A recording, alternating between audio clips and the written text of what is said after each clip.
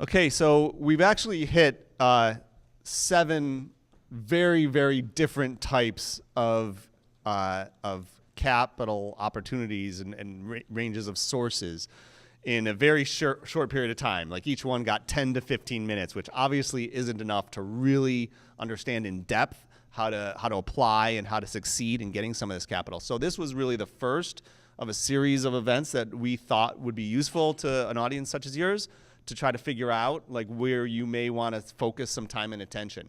So some of the folks are still here. They're going to be around for a little bit afterwards. You can ask individual questions too, just as a follow-up. But we thought it would be also useful as a series to go into some of these in more depth at a later stage in the next couple weeks and months to dive into these in a lot more detail. So I really want to just go through them really quickly with you and get, just a show of hands of the ones that if we did these, which would they be, which ones of them would be applicable and useful for you. So, because we're here, doing this for you guys. So if we did another one about the microfinance, the CDFIs, the community development finance funds, just a quick show of hands, is that something that you guys, who's interested in that?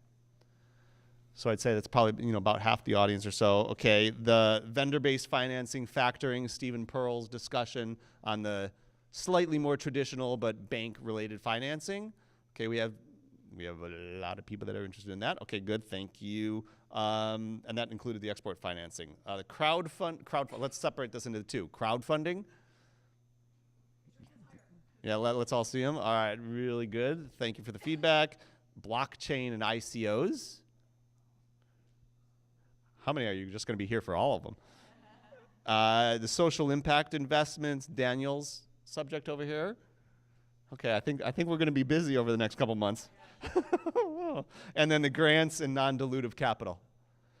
Okay, so it's pretty much all of them. All right, so well, that's good. I mean, that means we thought right about this when we kicked this off. Two others, actually. One would be no, I'm not. Just curious. Things like incentives from in order to, from DWP and other local government organizations. How many might be interested in those kinds of? Okay, and then another one would be more community sort of. What were we calling it? Community-based funds. Financing. Yeah. Okay. Like direct public offerings, and I think we're gonna. Buyouts, like employee buyouts, things like that. Okay. Okay, were there any any other questions that you want to raise to this group while we're still sitting here before we break? No? Okay, well, we're going to be around afterwards. Thank you very much. Oh, yeah, go ahead. And I just wanted to mention that coming up next month, we have an event here in collaboration with Art Center and LA Clean Tech Incubator, Kickstarter, and Supply Frame. Should I make it here? That's a question that manufacturers might want and brands might want to think about. Make it here in LA. No nonsense, kind of like weighing the options.